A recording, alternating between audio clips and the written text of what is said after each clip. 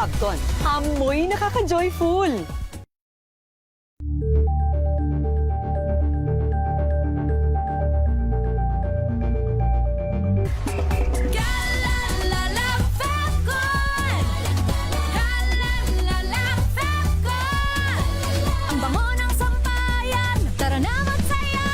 Kalafabton, amoy nakaka-joyful.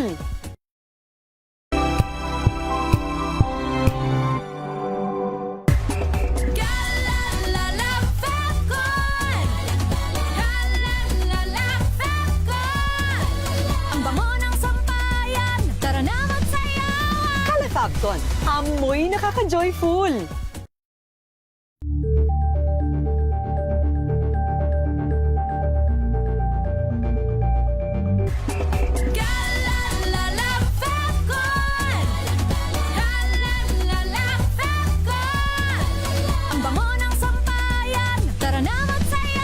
Kalafabton, amoy nakaka-joyful.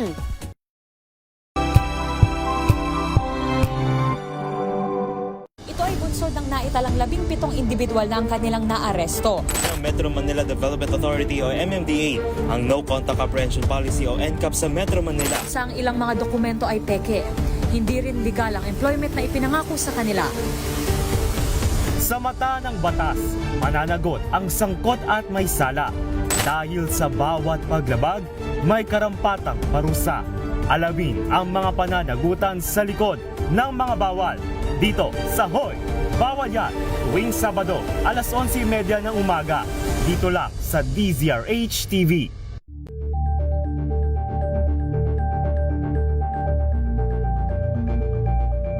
Tumunog na ang gantingan para sa kalikasan. Ang nagkamit ng parangal bilang Best News Anchor ay walang iba kundi si Angelo Palmones ng Magandang Umaga Pilipinas, DZRH Radio 666 kHz.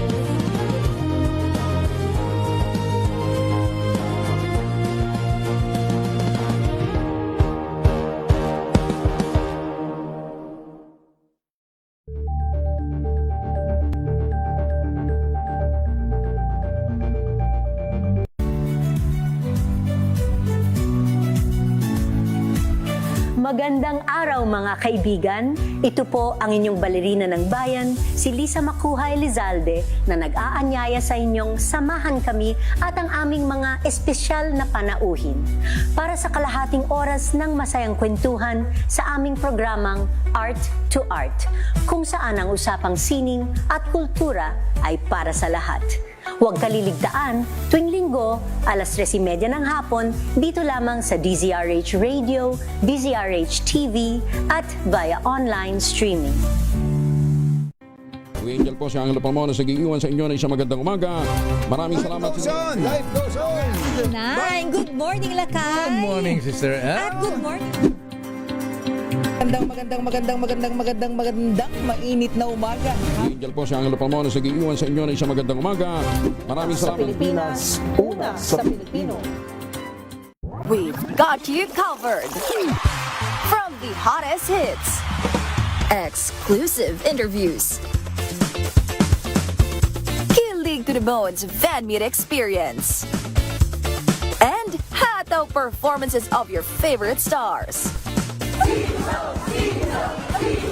Saturdays, 12 noon, dito lang sa DZRH TV.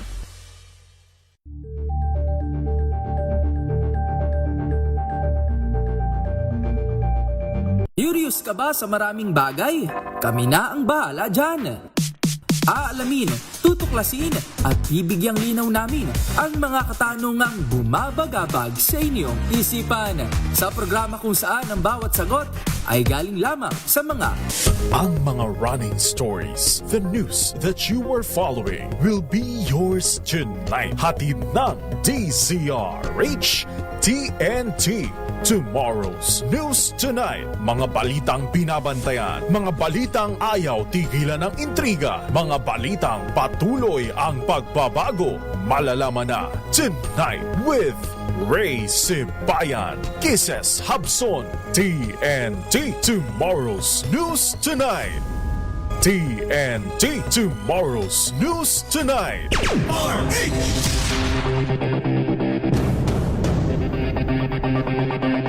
TNT Tomorrow's News Tonight.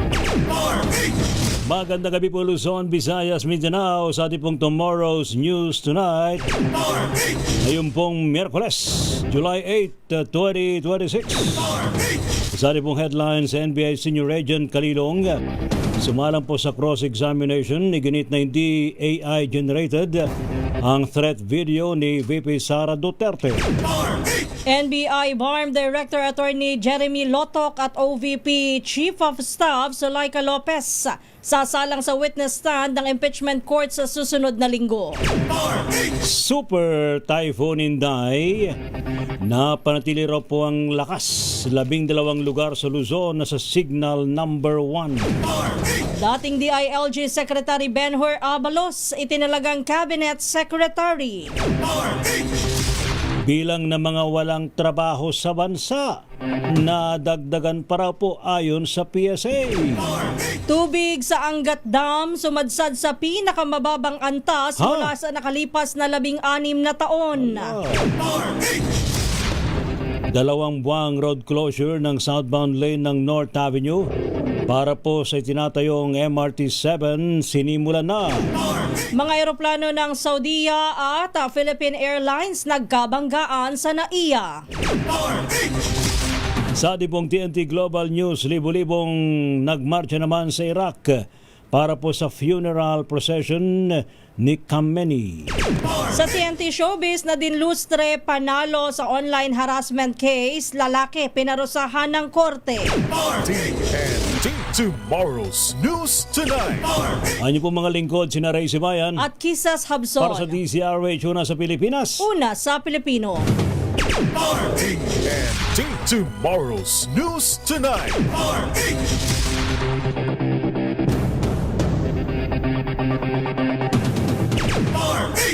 At ngayon po sa detalye ng ating mga balita.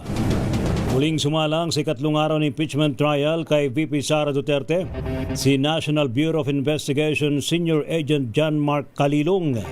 Sa cross-examination na binigyan din ni Kalilong na hindi gawa ng Artificial Intelligence o AI ang video ni VP Sara na ipinakita sa impeachment trial. Tinanong ni Senator Judge Raffy Tulfo si NBI Senior Agent John Mark Kalilong kung paano niya napatunayang totoo ang video ng virtual press conference ni VP Sara Duterte noong November 2024 na muli nagbabanta sa buhay ni Pangulong BBM at sa iba pang opisyal. Ayon po kay Kalilong, sumailalim siya sa pagsasanay sa cybercrime investigation at batay sa kanyang karanasan, hindi mo na ito AI-generated dahil sa mahabang 2 oras ang video. There were concerns, Mr. Witness, whether the videos presented yesterday are AI-generated or authentic. So are you experienced enough analyzing whether a video is AI-generated or authentic? Yes, Your Honor. What makes you say that? Based on my experience, Your Honor, and the video itself, it's 2 hours long. Normally, an AI-generated video will only last a short second, sir. So the video that was presented yesterday, where we saw the VP was saying something or talking to that effect, did you do something, or what kind of system did you observe or follow to ensure whether that video was AI generated or authentic? Based on personal observation, sir. Samantala, iginit naman ng House Prosecution Team na maituturing na betrayal of public trust ang naging pahayag ni Vice President Sara Duterte na nakipagkasundo siya sa isang hitman para patayin si Pangulong Ferdinand Marcos Jr. Ayon kay House Trial Spokesperson at Lanao del Sur, Congressman Zia Alanto Adyong, lumakas ang kawalan ng tiwala ng publiko kay Vice President Sara sa ginawa nitong pagbabanta sa Pangulo. Idiniin ni Congressman Adyong na taliwas ito sa inaasahan sa kanya ng taong bayan na dapat ay isinaalang-alang at nirerespeto ng pangalawang Pangulo ang batas. Gate pa ni Adyong, bilang pangalawang pinakamataas na opisyal ng pamahalaan, dapat ay inire-report nito sa mga otoridad ang naturang assassin o hard killer kaysa sa kausapin niya at makipagkasundo pa. TNT Tomorrow's News Tonight. Samantala naman, inanunsyo po ng prosekusyon bago magtapos sa ikatlong araw na impeachment trial ni VP Sara Duterte ang mga testigong ipipresentan nila sa ikalawang linggo ng paglilitis. Advocate Attorney Amando Virgil Liguta, sa Lunes na po isasalang nila si NBI BARM Director Attorney Jeremy Lotok. Habang sa Martes naman ay si Office of the Vice President Chief of Staff Zuleika Lopez. Ipinagutos ni Presiding Officer Senator Chis Escudero ang paglalabas ng subpena para padaluhin si Lopez. Samantala, harap naman si Captain Belinda Bello ng House Legislative Security Bureau Executive Director sa Miyerkules, July 15. Naghain ng mosyon ng House Prosecution Panel para sa opisyal na pagpasubpina ng Bureau of Internal Revenue o BIR box na naglalaman po ng tax record ni Vice President Sara Duterte. Ito'y matapos na ibalik ng Senate Impeachment Court ang nasabing kahon sa BIR dahil wala pa umanong formal na utos na dapat itong i-turn over sa Senado. Dahil dito'y pinagpapasumite na ni Presiding Officer Chis Escudero ang prosekusyon at depensa ng kanilang memoranda o komento ukol sa hiling na subpina. Itinakda naman ng Senado ang oral argument sa pagitan ng magkabilang panig sa darating na Miyerkules, July 15. Matatanda ang bukod sa tax records, una na ring humiling ng subpina ang prosekusyon para makuha ang mga bank records ng Vice Presidente at ng asawa nitong si Attorney Mans Carpio. TNT Tomorrow's News Tonight.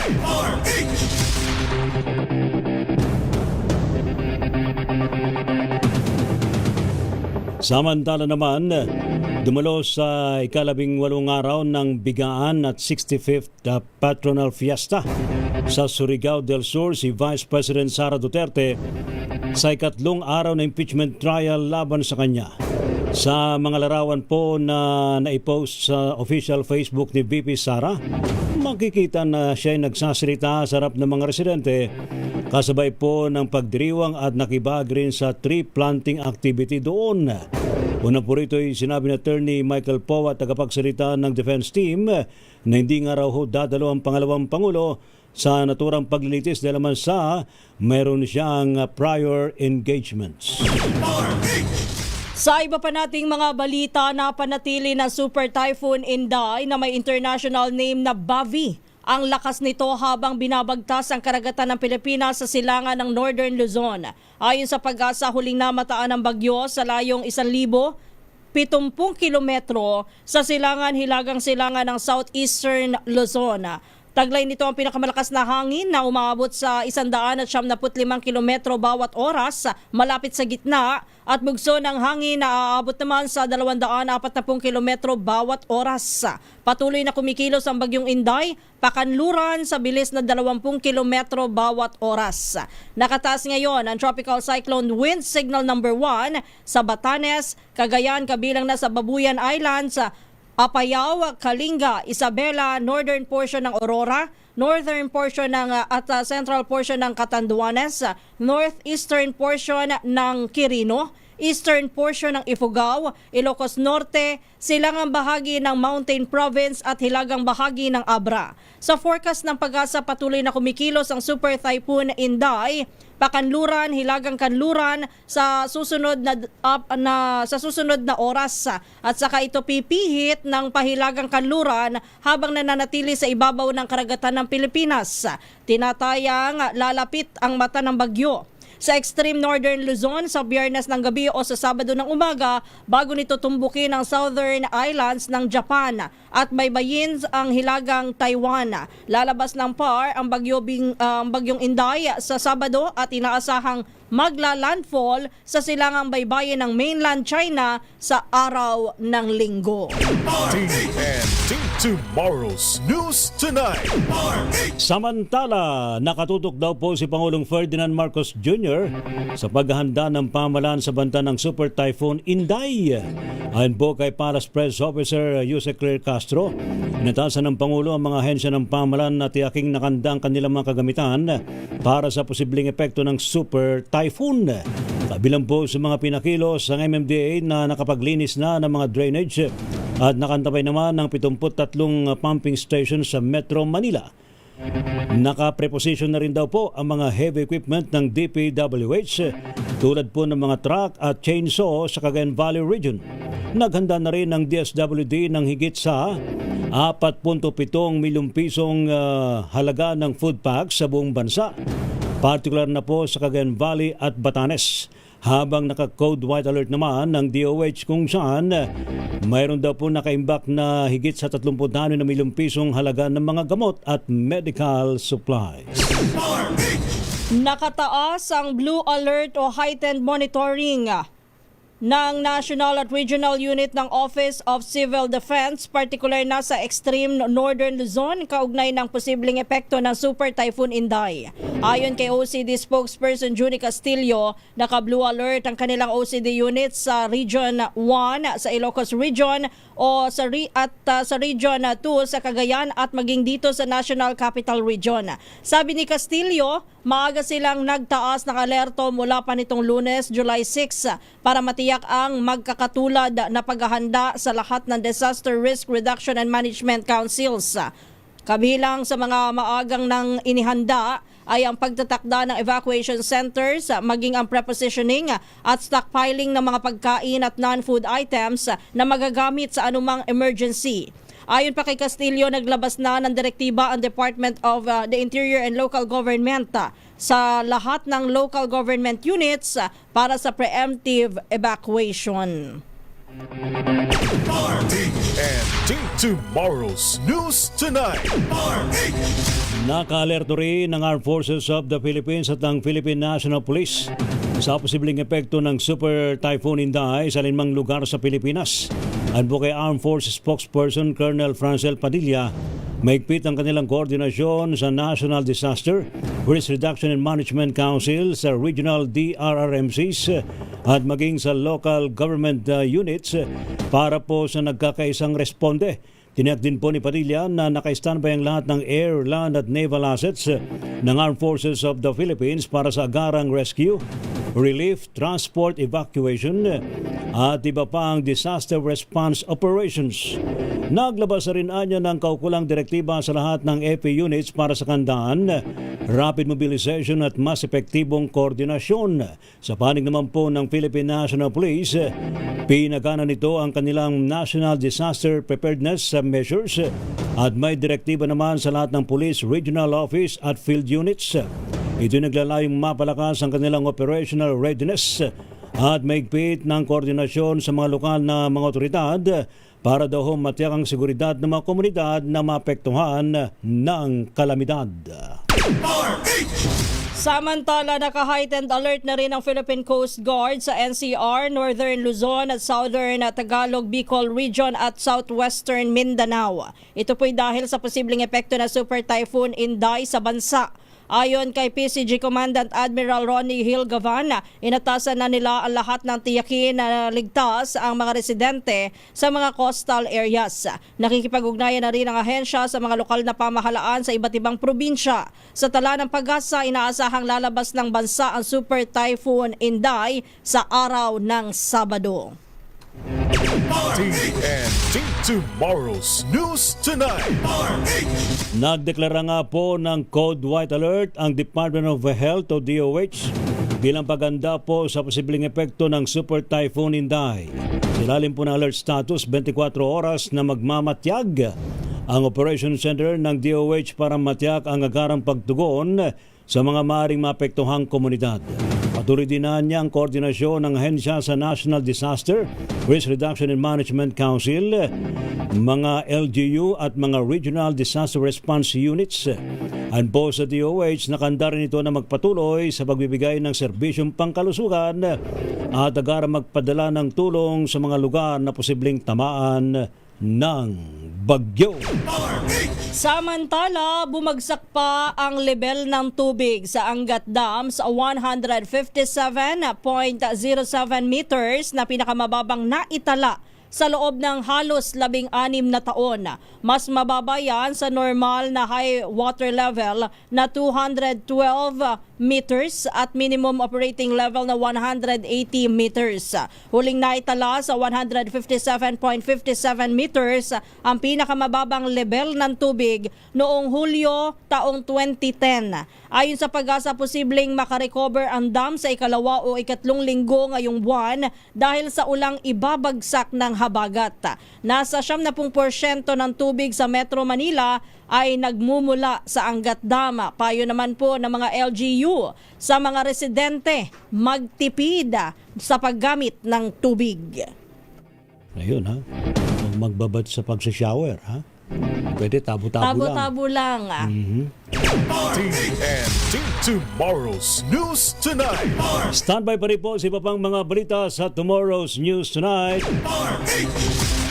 Nako, aba, congrats kay DILG Secretary Benhar Abalos. Siya po ay tinalaga ni Pangulong BBM bilang Cabinet Secretary. Dati nalusaw na yung posisyon na yun, ngayon bumalik. Ha? At si Secretary Benhar ang uupong Cabinet Secretary. Mga tambay na Pinoy! Tumaas daw po ang bilang, awan trabaho na apaw. Abay nadagdagan daw po ayon naman sa PSA. Tubig sa Angat Dam ng binalita nga ni partner dito, abay sumadsad daw sa pinakamababang antas. Grabe. Mula sa nakalipas na 16 na taon. Baka naman Kaya naman sabi natin Lakay, gusto natin ng ulan, wag lang malakas at wag lang bagyo. I think ako, ang theory ko naman dyan baka silted na. So dapat medyo hukayin pa dun sa ilalim. Hindi, wala talaga kasing ano. Wala talagang ulan lately. Meron, pero hindi kasi nga daw doon bumabagsak. 16 years eh. Kasi So, nung time na yun, nung time ng after 16 years, nung 2010 kasi, El Nino din nun. Abay, mag-ano tayo, rain dance.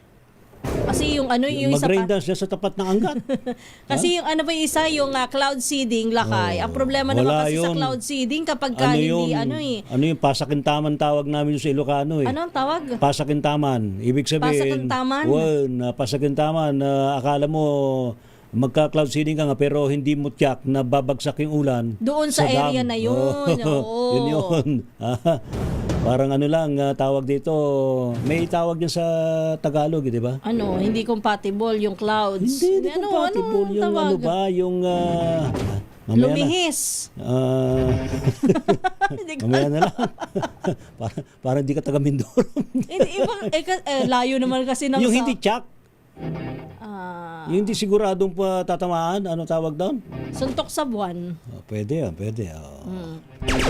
TNT Tomorrow's News Tonight. Hoy, yung mga eroplano ng Saudi at Philippine Airlines, hindi naman todo nagkabanggaan, partner.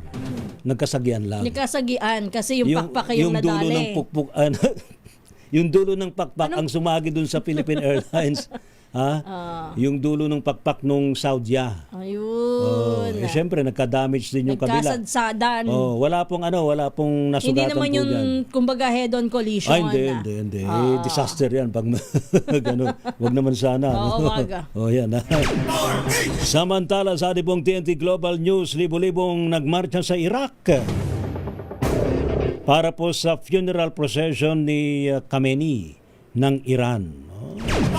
Sa showbiz, Nadine Lustre panalo sa online harassment case. Lalaki. Sino lalaki? Pinarusahan ng korte. Pilipinas ang oras sa alas 9:32 ng gabi. Ang balitang yan. Hello, Washi! Laundry day na naman! Yay! Anong meron? Mancha ng chocolate, putik, may libag pa. Kaya natin yan! With Pride Washing Machine Detergent, may triple stain-away formula. Tanggal ang makapit, madikit, at madupit na tumitmantsa. Kaya easy-easy ang labada. Mula noon hanggang ngayon. All you need is pride. All you need is pride. ACS. Maulan man, no worries na amoy kulong ang damit. Charm Fabcon. Bangong kumakabloom. Tanggal amoy kulog sa bango ng charm. Kaya gamit ko, Charm Fabcon with Bloom Fresh technology. Kills 99.9% of kulob-causing bacteria. May aroma burst pa of thousands of flowers and berries. Ang sampay sa loob, no amoy kulob. Bangong kumakabloom sa charm. Charm Fabcon. ACS. Tinesting, sinuri, siniyasan. Ang resulta? Super effective ang Shield sa pagpatay ng bakterya at virus. Shield Antibacterial Soap. Believe ang mga eksperto sa Philippine Nurses Association. At si Mami. Tiwala ako sa Shield. Shield Antibacterial Soap. Napatunayang mabisa. Ang mga nurse, tiwala. ACS. Galalala Fabcon. Galalala Fabcon. Ang bango ng sampayan. Tara na magsayawan. Kalafabcon, amoy nakaka-joyful.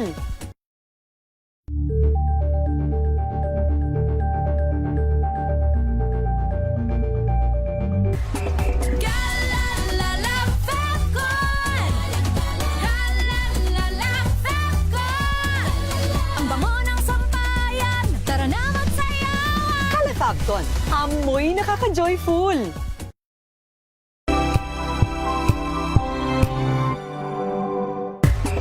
Galalala Fabcon.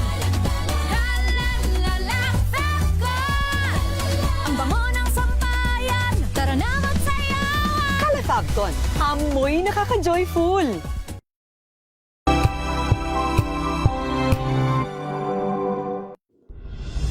Tuloy-tuloy ang pagtulong, tuloy-tuloy ang pagseserbisyo, at tuloy-tuloy ang balitaan kasama si May Binauhan sa Operation Tulong mula Lunes hanggang Biyernes.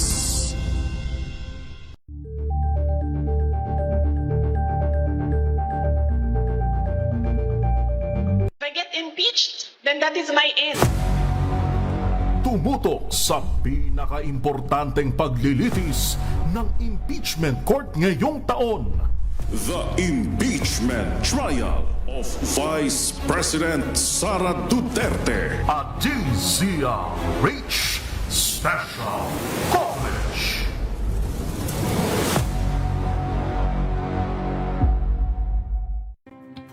Samahan niyo po ako hanggang 7:30 ng gabi. DZRH Usapang Liga. Magandang gabi Pilipinas, Metro and Mega Manila, nas extension sa DZRH at RH2. Naray si Bayan. At Kisses Hubson. Para sa DZRH, una sa Pilipinas. Una sa Pilipino. Maagang balitaan, maagang usapan sa mga issue at balita. Kasama si Kuya Angelo Palmones sa Magandang Umaga Pilipinas. Mula Lunes hanggang Biyernes.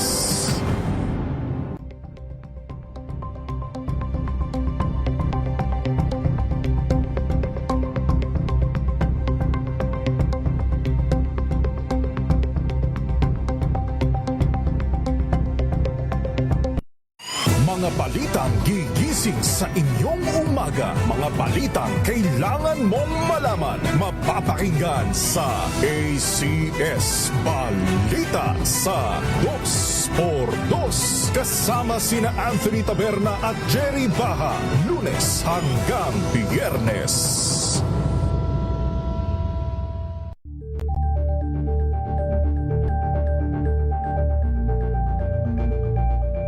Alamin ang mga maiinit na isyung pambayan, mga balitang kailangan mong malaman, usapin sa pamahalaan, politika, ekonomiya at kabuhayan. Ito ang mga dapat mong malaman, pakialaman at pag-uusapan dahil kayo ang tinig ng mamamayan dito sa Damdaming Bayan. Live sa DZRH Radio, DZRH TV at DZRH Digital. Kasama sina Lakay, Deo Makalma at Elaine Apit. Araw-araw, Lunes hanggang Biyernes. Damdaming Bayan.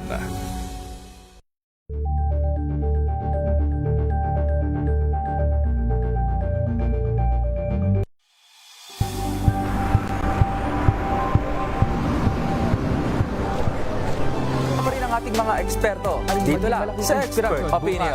Ito ang The Better News. TNVS. Trending and Isang kwento, iba't ibang anggulo. Dito sa Point. Bawat pananagutan ating tatalakayin dito sa Hoy. Bawal yan. Pilipino, dito lang sa DZRH. Match up of entertainment and lifestyle. Ito ang MBC TV Network News. Una sa Pilipinas, una sa Pilipino. Angel po si Angelo Palmona sa giiwan sa inyo na isang magandang umaga. Maraming salamat. Life goes on! Good morning, Lakay! Good morning, Sister Ann. At good morning! Magandang mainit na umaga. Angel po si Angelo Palmona sa giiwan sa inyo na isang magandang umaga. Maraming salamat. Pilipinas, una sa Pilipino. Tumunog na ang gandingan para sa kalikasan. Ang itinanghal bilang Best AM Radio Program Host ay si Cesar Chavez para sa special on Saturday. Tomorrow's News Tonight. Balik po tayo mga kaibigan sa Tomorrow's News Tonight. Anyo pa rin po mga lingkod sa pagbabalita, sina Ray Sibayan At Kisas Habson. para sa DZRH, una sa Pilipinas. Una sa Pilipino. Ating mo nang alamin ng mga report ng ating mga kasamahan. Sa labas po nating impilan, dalawang most wanted person daw po ng EPD na aresto ng NCRPO sa Northern Samar. Go ahead sa your report, RH27, Noche Kakas, Noche. Lakay, Ray at Kises, arestado ng National Capital Region Police Office ang dalawang most wanted person ng Eastern Police District sa Northern Samar. Natuntun ng mga otoridad ang dalawang wanted sa Barangay Bugay, Las Navas, Northern Samar. Ang naarestong 28 anyos ay rank 4 most wanted person na NCRPO level at top 7 most wanted person naman ng lungsod ng Pasig, habang ang 24 anyos ay top 8 most wanted person ng APD at city level wanted ng lungsod ng Pasig. Parehong may homicide case ang dalawa na walang inirekomendang piyansa. Una nang sinabi ng NCRPO ang patuloy na commitment sa pagtugi sa mga wanted kriminal para mapanagot sa batas bunga ng close coordination and efforts ng bawat units. Samantala, Lakay, Ray at Kises, tahimik na itong paligid ng Senado. Balik kampo na rin ang ilang NCRPO personnel. May mga pulis pa rin nagbabantay, ngunit hindi na ganon karami. May mga mangilan-ngilang individual sa Jokno Boulevard, pero mga nagpapahinga na lang sa Center Island. Ang ibang mga DDS, ang iba naman ay tambay lang sa gilid ng kalsada. RH27, Noche Kakas, DZRH, una sa Noche. Yes, wala Lakay. Sino sa gilid ng kalsada? Yung sa Jokno Boulevard. Yung mga tumatambay. Tambay lang. Ito, yung mga ralista. Oo, hindi naman nagba-video-video. Kala ko nga vlogger din na Lakay Ray Kasi maraming... Isa lang alam kong vlogger na nandiyan ngayon eh. Oo. Ang pangalan niya, Noche Kakas. Alam mo naman, kinokontent nila yung yung kinokontent nila yung... okay lang naman yun. Ikaw naman, wala nang problema yun. Basta mapayapa lang at maayos. O, di ba? Oo, basta hindi lang sila gumawa ng hakbang na hindi ka nais-nais sa mata ng kapulisan. Ayan. Salamat, Bayan Noche, vlogger.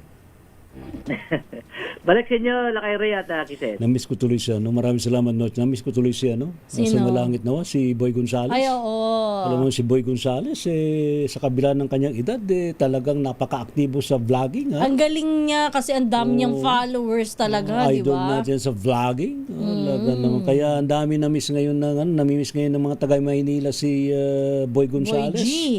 Boy G, sumalangit ka, no? Rest in peace. Ayan. Samantala, ilang PDL na nagsikap mag-aral sa loob ng PITAN dyan po sa Malabon, graduate na sa ilalim po ng programa ng TESDA at DepEd. Ibalita mo yan, RH23, Edwin Duque.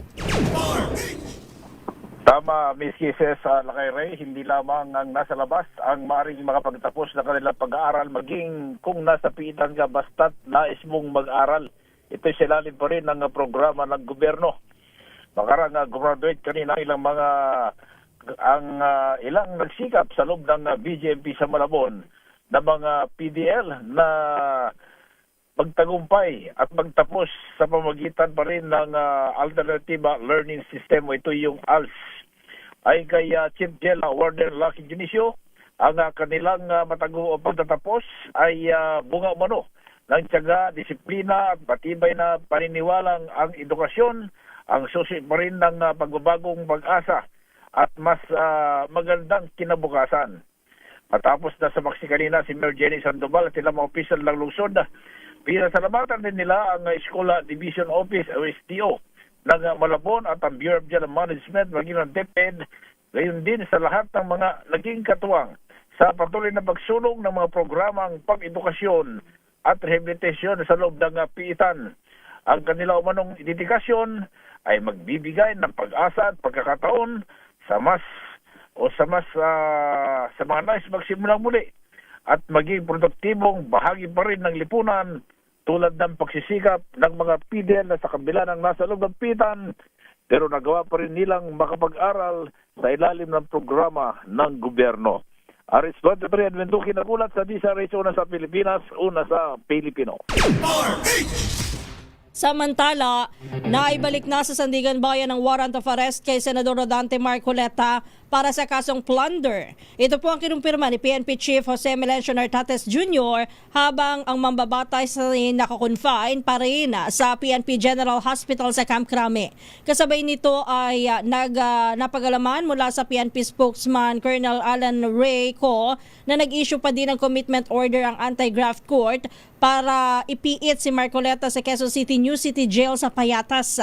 Gayunman, wala pang katiyakan kung kailan ililipat ang senador sa jail facility hanggat walang clearance mula sa PNP General Hospital na siya ay fit to travel na. Ang warrant of arrest ay isinelbi kay Marcoleta Makalawa matapos sumuko sa Sandigan Bayan. Nagugat ang kasong plunder dahil sa kabiguan ng senador na ideklara ang kanyang tinanggap na campaign donations na nagkakahalaga ng 75 million pesos sa nakalipas na 2025 elections. TNT Tomorrow's News Tonight. Samantala naman naglabas po ng warrant of arrest ang Sandigan Bayan 4th Division laban kina Senador Rodante Marcoleta, dating Congressman Mike Defensor at iba pa. Kaugnay naman ito ng kasong paglabag sa Presidential Decree No. 46 na may kinalaman daw po sa pagbabawal na tumanggap ng anumang regalo ang sinumang opisyal ng gobyerno. Itinakda po ng korte ang piyansa sa halagang 30,000 piso bawat isa para po sa kanilang pansamantalang kalayaan.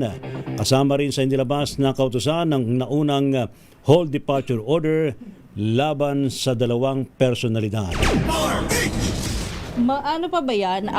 Kumbaga ay magagamit pa. Nasa kulungan na yung... Isa-serve lang. Isa-serve lang. Oo. Pero itong si... Tapos saka ibabalik ulit yung arrest warrant sa korte. Si Senador Marcoleta mukhang matatagalan pa ito na ma-release ng ospital kasi batay sa huling report, meron pala siyang tawag dito, meron siyang pneumonia. Pero kanina parang doon sa isang report wala na raw pain. Wala na raw chest pain. So, pwede na siyang bigyan ng clearance. Abangan pa rin natin kung ano magiging desisyon ng kanyang doktor. Yan na.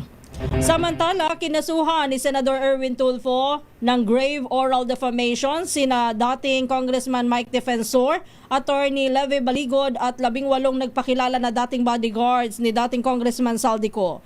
Ang reklamo ay iniharap sa Mandaluyong City Prosecutor's Office kaugnay ng di umano'y malisyosong pagdawit sa kanya sa flood control scandal. Sinabi ni Tulfo na dahil sa walang batayan na paratang ay nalagay sa kahihiyan ng kanyang pagkatao, lalo pat naging viral ito sa social media. Itinanggi ng senador ang bintang na siya ay tumanggap ng mali-maletang pera mula sa flood control projects. Binigyan diin ni Tulfo na kahit noong siya ay party list representative pa lamang, wala siyang infrastructure, flood control o kahit farm-to-market road projects. Noong nakalipas na buwan, kinasuhan ng senador sa Piskalya ng Pasay ang 3 pang bodyguard ni Zaldico dahil din sa alegasyon ng cash deliveries at trafficking.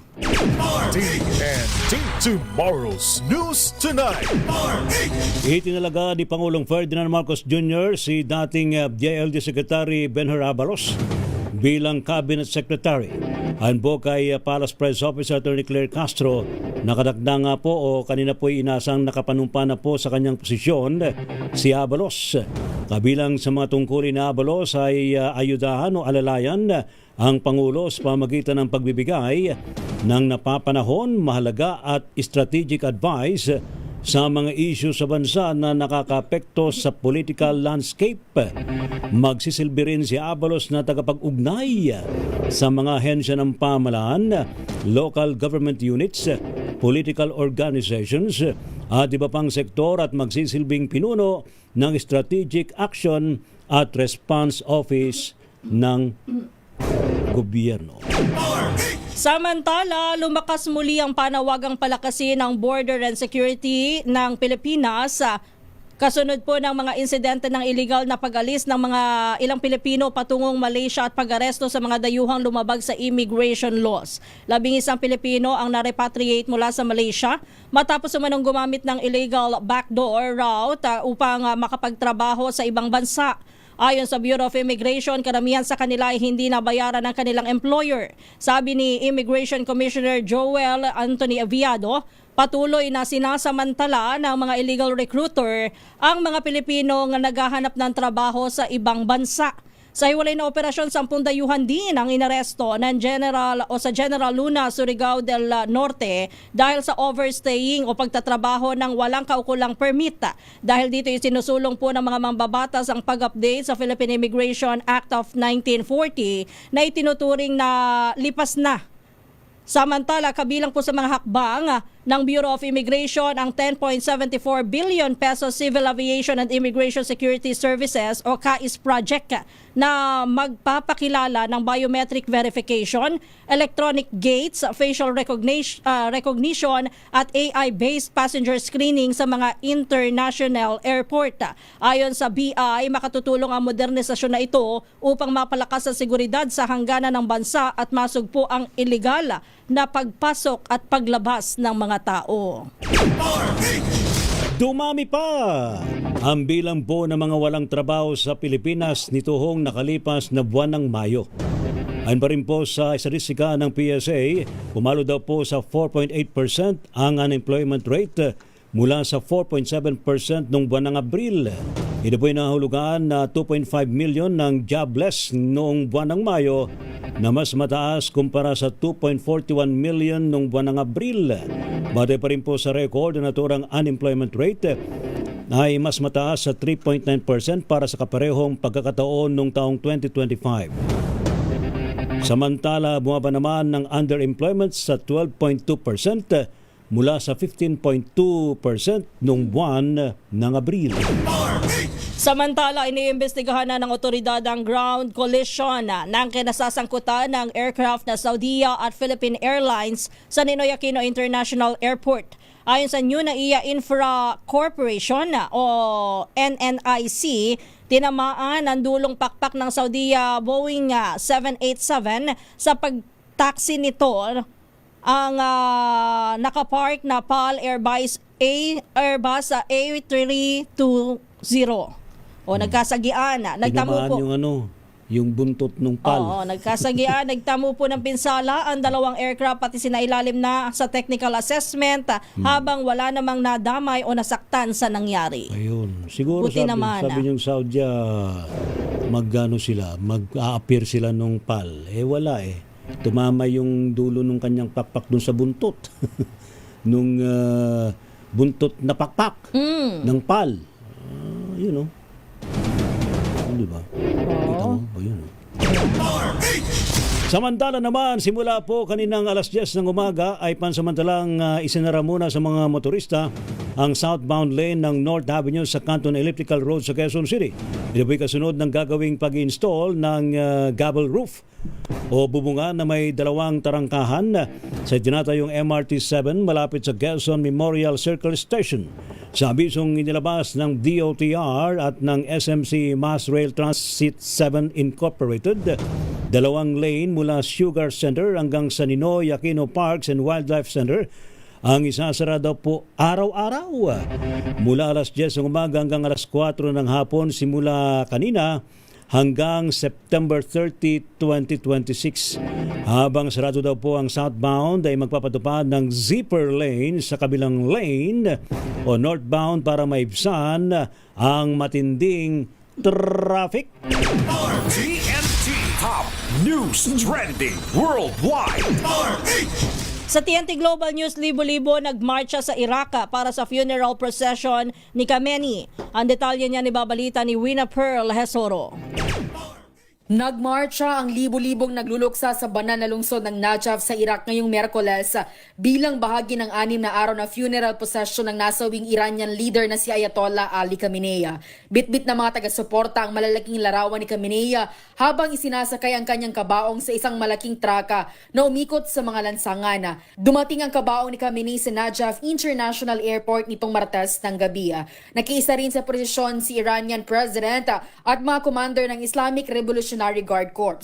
Samantala, inaasahang dadalhin pa ang kabaong ni Khamenei sa lungsod ng Karbala bago ito ibalik sa Iran para sa huling paglilibing. Para sa TNT Global News, ito si Wina Perlasora ng DZRH. Una sa Pilipinas, una sa Pilipino. Thank you. Salamat, Miss Wina Perlasora. TNT Sports and Games. Sa ating sports mga kaibigan, service daw po ni Alex Idol Ayala. Kinakailangan pang i-improve ayon sa former tennis world champions. Okay yan pag i-improve para talagang maging kampiyon ng todo si Alex. Ating alamin sa report ni Jeric Sasil. Jeric.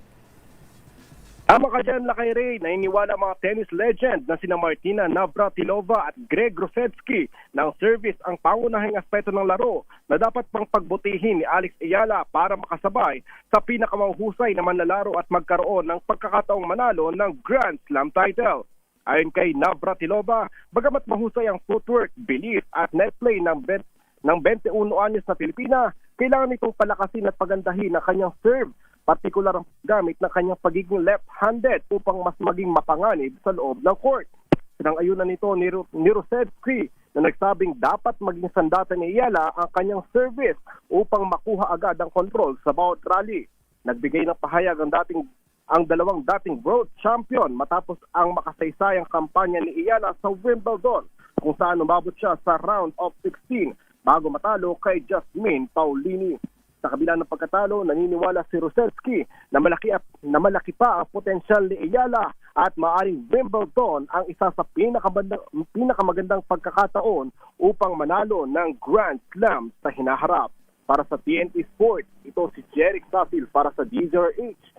Una sa Pilipinas, una sa Pilipino. Thank you, Jeric.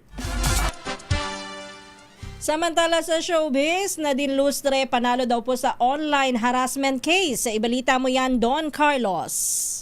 Kinumpirma ng aktres na si Nadine Lustre na nakamit na niya ang hustisya laban sa lalaking nangharas sa kanya sa social media. Ito ay matapos magayon ng kasong paglabag sa anti-bastos law ang aktres noong May 21, 2025. Sinagot ito ni Nadine sa isang press conference nang matanong kung kumusta ba ang paggamit niya ng social media ngayon. Saad ng aktres, Para siya sa safe space ng lahat at hindi niya anya masisikmura kung wala siyang gagawin sa namang uri ng pambabastos. Say ni Nadine, kailangan itong gawin at sana raw mabago at maging maayos na ang mundo ng social media. At yan ang trending na balita para sa TNT Showbiz. Ito si Don Carlos ng DZRH. Una sa Pilipinas, una sa Pilipino. Thank you, Don Carlos. TNT Tomorrow's News Tonight. Salamat po sa matumutok po sa ating balitaan sa Tomorrow's News Tonight. Anay Carmen, magandang gabi sa iyo. Kumusta ka na? Samantala, shout out muna. Shout out muna kay Jonabeth Manong Song and family dyan sa White Beach, Puerto Galera Oriental, Mindoro. Aba. Good evening po sa inyo. May White Beach doon? Oo. Oh, talaga? Puerto Galera. Ba't di ka nag-iimbita? Saan? Sa White Beach ng Puerto Galera. Ang dami-dami namin gustong pumunta dyan. Pumunta ka doon, pero wala ako. Nandito ako eh. Salamat sa ating mga nakagapay sa DZRH News Team. Hindi po mga lingkod, mga kaibigan, sina Ray Sibayan. At Kisas Para sa Habson. DZRH, una sa Pilipinas. Una sa Pilipino. Pilipinas ang oras sa 2 minutes bago sumapit ang alas 10 ng gabi.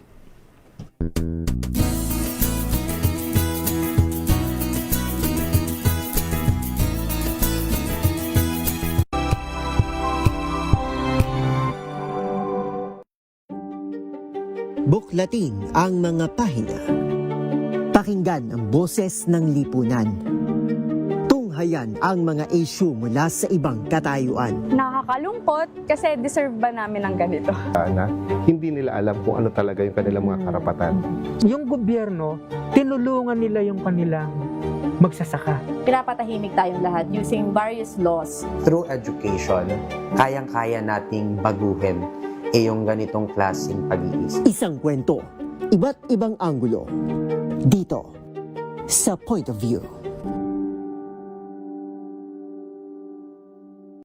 Good Better News. Una sa Pilipinas, una sa Pilipino. PNVS, Trending and Viral Show. Nakahandang Sa ating balitan, mga kaibigan, sa Rapido Hataw. Public Service Hour. Siyempre pa, una sa Pilipinas. Una Ayan sa... ang kabuhanan din pala tuntunan ng break time. Sabay niyo na po ang mga balita at talakayan sa Balansyado. Maraming Tambalang Anthony Taberna at Jerry Baha ang gigising sa inyong umaga dahil lalatay ang humahagupit na diskusyon at komentaryo Lunes hanggang Biyernes sa 2x2.